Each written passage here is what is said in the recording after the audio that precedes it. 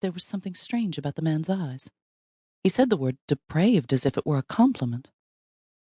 To Henry, both the word and the tone seemed odd coming from a man who had served the likes of Lord Guillaume. Unless he'd enjoyed serving his master, and perhaps taking part in his exploits. Henry didn't know yet, but he was curious. "They simply discard convention, my dear fellow, that is all," Henry said. "They have great minds and great imaginations." "Indeed, sir, and you are their equal, with your paintbrush," Massine told him. Hubert wasn't sure he could begin to equal the brilliance of Shelley in any measure, but he was grateful that the man had come with his interesting party of guests. A moment later, those guests dragged their small rowboat ashore, Claire still laughing, covering their heads with shawls and jackets, despite the fact that they were already drenched. The four of them ran toward the great gates to the small fortified castle Henry had rented. The house of Guillaume was nothing like the beautiful Villa Diodati Lord Byron had taken near the water, nor did it in any way resemble the massive and beautiful Castle Chillon across the lake. Originally built during the Dark Ages, around 950 AD, when the area had been under the control of the Holy Roman Empire, the castle had draughty halls. The rooms were small and sparse, and only one place, the South Tower room, gave him enough light to paint. It was a wretched rental, but at least the enclosure no longer housed farm animals. But Guillaume offered 4 strong walls, 4 towers, and a small courtyard that led to a keep with a majestic hall and a number of usable rooms. As long as Henry's servants kept fires burning constantly, it was bearable. And most important, he had lured George Lord Byron here, along with Percy Bysshe Shelley and his young lover, Mary Godwin. The party also included Mary's stepsister, Claire, who had surely come in hopes of regaining her place as Lord Byron's mistress, and the striking young John Polidori, a writer of sorts himself, but hired by Lord Byron as his personal physician.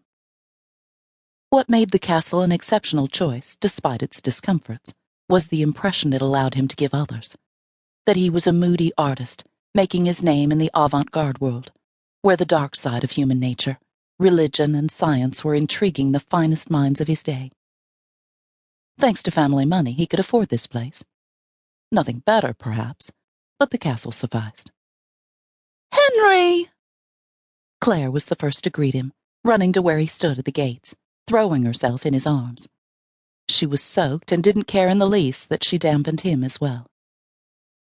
He gave her the mandatory hug and stepped back.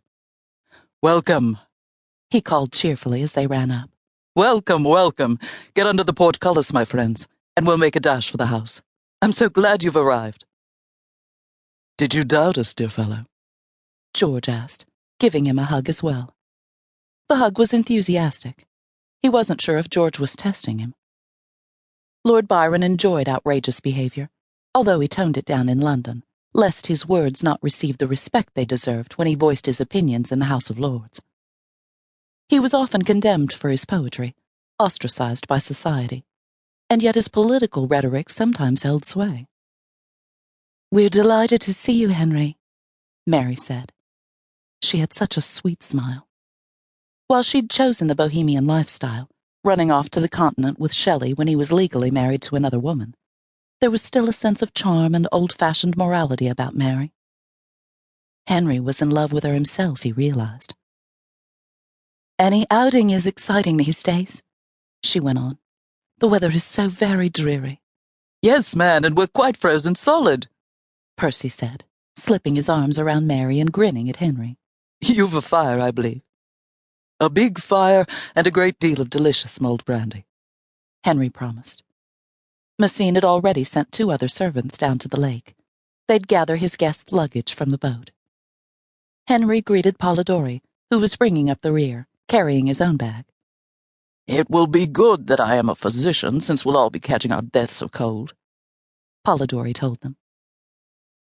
They raced across what had once been the inner courtyard, and was now the only courtyard that led to the giant double doors in the hall.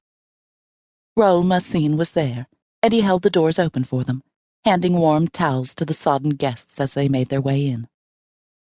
Henry followed last, closing the great doors as he entered. Mary was already before the fire, wrapped in the towel, a delicate tendril of